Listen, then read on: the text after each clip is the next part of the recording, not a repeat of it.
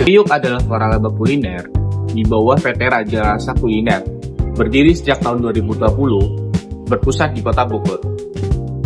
Outlet Sipeng ini mulai beroperasi pada pukul 5 pagi dan hanya dikelola oleh 2 karyawan.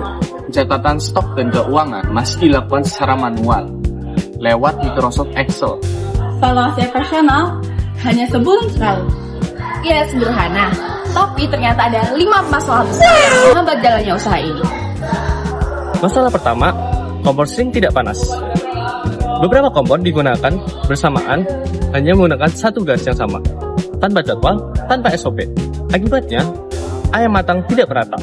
Permasalahan kedua, itu sering terjadi pada habisnya bahan baku dari pusat, sementara tidak adanya pemberitahuan kepada pihak outlet, sehingga pada saat staf itu membeli bahan baku, itu dia harus mencari alternatif lain, yang dimana ini sangat menambah waktu untuk operasional.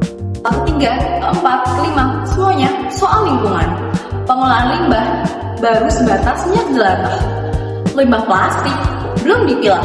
Dan yang lebih rumit, SOP dari pusat membatasi karyawan untuk beralih ke kemasan yang lebih ramah lingkungan tanpa seizin manajemen. Dengan analisis 5 Whys, semua masalah ini bermuara ke satu akar yang sama. Yang pertama, tidak ada sistem manajemen operasional yang terencana dan berorientasi keberlanjutan ataupun sustainability. Apa solusinya? Pendekatan Kaizen, perbaikan kecil yang dilakukan secara konsisten, lalu dikombinasikan dengan Green Operation Improvement. Solusi pertama, checklist perawatan kompor setiap hari dengan SOP dan eskalasi kerusakan yang jelas. Jika ada masalah, teknisi bisa merespon kurang dari 2 jam.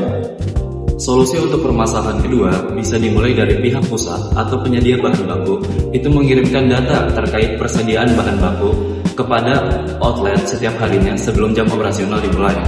Yang ketiga yaitu pasang 3 tempat sampah yang berlabel berbeda di dapur, lalu kerjasama dengan vendor pengepul. Bentuk kemasan uji biodegradable. Biayanya hanya 450.000 per bulan untuk 100 botol. Dan ini yang menarik, minyak jelantah yang selama kita buang, kita bisa jual ke pengepul.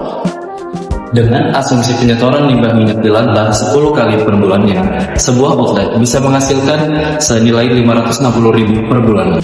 Satu SOP yang baik, satu langkah kecil setiap harinya. Itulah kunci operasional yang efisien, produktif, dan berkelanjutan. Guys, kruk ayam kriuk rame banget cuyu. Duh, lapar bos. Kriuk mantap. Beli sekarang sebelum habis.